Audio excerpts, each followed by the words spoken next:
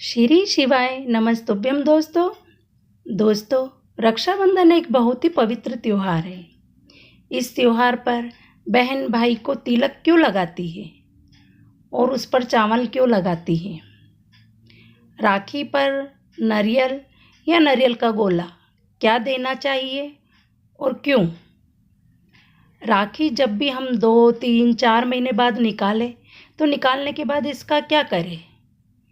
इन तीनों प्रश्नों के उत्तर हम गुरुजी के मुखाग्र बिंदु से सुनेंगे। तू जा और तू जाकर अपनी बेटी के यहाँ अपनी बहन के घर जाकर रक्षाबंधन पर राखी बंधवा। जाओ, तुम जाओ। और भगवान गणेश जी महाराज, राखी काय पर बैठकर बांधी जाती है? अरे बोलो तो। एक चौकी पर, पाटे पर, आसन पर बिठाकर रक्षा सूत्र बांधा जाता है। राखी बांधने के बाद बहन भाई के माथे पर, अरे बोलो तो, तिलक कर दो। आप लोग भी तिलक करते हैं। तिलक क्यों किया जाता है? तो कहते हैं ये तिलक हमारे यहाँ शुभ कार्य का प्रतीक है। पर तिलक प्रतीक है, पर जो चावल हम तिलक में लगाते हैं ये क्यों लगाते हैं? ये चावल का क्रम कहाँ से चालू हुआ? सिर में चावल चिपकाना, तिलक लगाने के बाद चावल लगाना, कहाँ से चालू हुआ? ये चावल है क्या? आखिर ये चावल तिलक के बाद में ब्राह्मण या आप किसी को भोजन करा रहे हो, जमाई को तिलक कर रहे हो, बेटी को तिलक कर रहे हो, तो कंकु लगाने के बाद चावल क्यों लगाया जाता है? उस चावल का क्या प्रमाण? उस अक्षत का क्या प्रमाण? क्यों लगाते हैं उसको? लगाते लगाते पूरी जिंदगी हो गई। अरे तो बता दो क्यों लगाते हैं? वो चावल का क्या प्रमाण है? कि कंकु का तिलक तो लगाया, वो हमारे यहाँ शुभ कार्य का प्रतीक है, समृद्धि का प्रतीक है। पर जो अक्षत हम माथे पर किसी के लगाते हैं, कंकु लगाने के बाद में, चंदन लगाने के बाद में जो चावल लगाया जाता है, वो चावल का क्रम क्या है? तो शास्त्र कहता है, सुंदर विष्णु पुराण में भगवान वेदव्यास जी ने वर्णन करा, जिसके मस्तक पर तिलक लगाया जाता है वो शुभ कार्य का प्रतीक होता है। और अक्षत इसलिए लगाया जाता है कि इस अक्षत के माध्यम से आपकी जिंदगी में ये शुभ कार्य निरंतर चलता रहे, इसलिए अक्षत उसके माथे पर लगाया जाता है। शुभ कार्य के लिए, निरंतर चलने के लिए, इसको कहते हैं अक्षता। अक्षता का मतलब क्या है? निरंतर चलता रहे, निरंतर बढ़ते रहो। दूल्हा दुल्हन की जब जयमाला होती है, आपके यहाँ होता कि नहीं होता पता नहीं, पर महाराष्ट्र में तो एक नियम है कि दूल्हा दुल्हन की जब जयमाला होती है तो सबको पीले चावल दिए जाते हैं। इधर देते हैं क्या है? तो पीले चावल देते हैं, और पीले चावल देकर फिर उसको स्वस्ति वाचन के अनुसार उस पर छोड़ा जाता है। शुभ मंगला, अरे बोलो तो, सावधान, शुभ मंगला सावधान।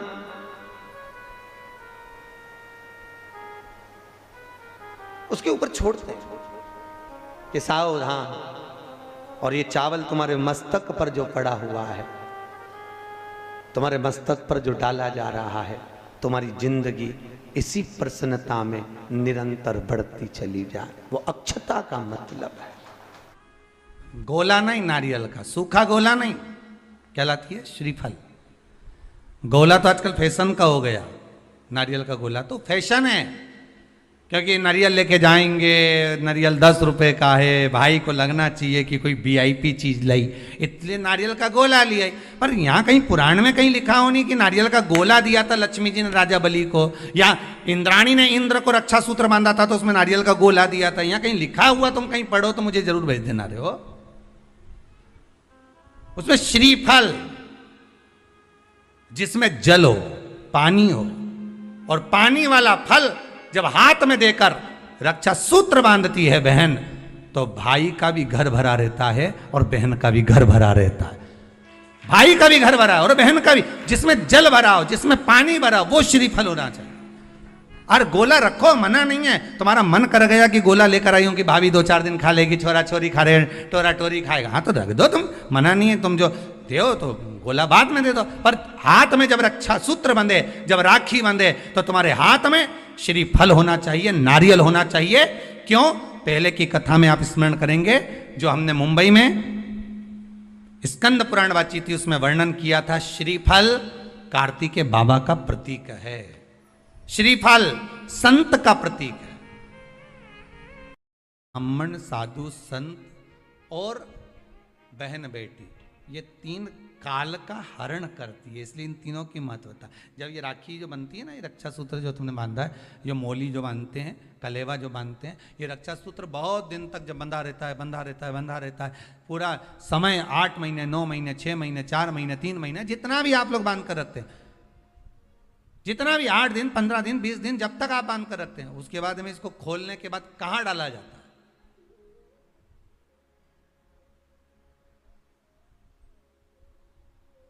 कहां दिया जाता है इसको?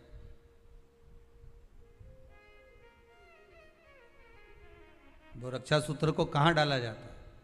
तो कहते हैं जिस स्थान पर गाय को बांधा जाता है, जिस स्थान पर गाय को बांधा जाता है, उस स्थान पर इस रक्षा सूत्र को ले जाकर एक और किसी भी खूंटे से गाय के, या गाय का जो ग्वाड़ा होता है, गाय जहाँ बंधती है, उस स्थान पर कोई कील लगी हो, कोई खूंटा लगा हो, उससे इस रक्षा सूत्र को खोलकर बाद में बांध दिया जाता, वहां रख दिया जाता।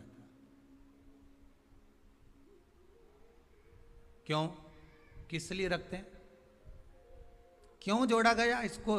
हिंदू धर्म में रक्षा सूत्र को गाय से क्यों जोड़ा गया? उसका कारण केवल इतना है कि गौ माता, जब तक आपने रक्षा सूत्र बांधा, इसके बाद रक्षा सूत्र आपने अगर गौ माता के उस ग्वाड़े में कहीं ले जाकर बांध दिया है, दे दिया है, रख दिया है, 33 कोटि देवता गौ माता के भीतर विराजमान होते हैं।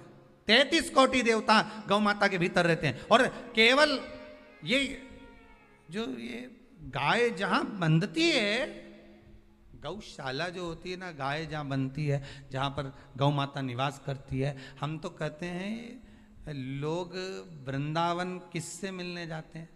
जम के बोलिए जरा। भगवान कृष्ण से, ठीक है? और भगवान कृष्ण किसको चराने जाते हैं? गौ माता। मतलब तुम कृष्ण जी के पीछे और कृष्ण जी गौ माता के पीछे। क्यों? तो उसका सीधा सीधा प्रसंग है कि गाय के ग्वाड़े में, गाय के उस आंगन में, गौशाला आदिक में जहां गाय बनती है, उस जगह पर अगर आपने रक्षा सूत्र बाद में बांधने के बाद 8-15 दिन, महीने बाद, 2 महीने, 4 महीने, 6 महीने, 8 महीने के बाद में आपने वहां बांध दिया, रख दिया, तो जिसके हाथ में बंधा होता है उसकी रक्षा स्वयं गौ माता में विराजमान 33 कोटि देवता करते हैं। उसकी रक्षा का सूत्र फिर वो संभालते, फिर वो आपके नहीं, फिर वो संभाले। कोई बड़ा काल आ रहा है, कोई बड़ा एक्सीडेंट होने वाला है, कोई ग्रह बेकार हो गया, उसको फिर संभालेगा कौन? वही गौ माता। गाय, बेटी और संत, ब्राह्मण, साधु, सन्यासी, तपस्वी, साधक, उपासक, ये संभाल लेते। दोस्तों, यदि वीडियो पसंद आई तो वीडियो को लाइक कीजिए, चैनल को सब्सक्राइब कीजिए, ताकि गुरुजी के बताए नए नए उपायों की जानकारी हम आप तक पहुंचा सके, और बेल आइकन को प्रेस कीजिए। जय श्री महाकाल।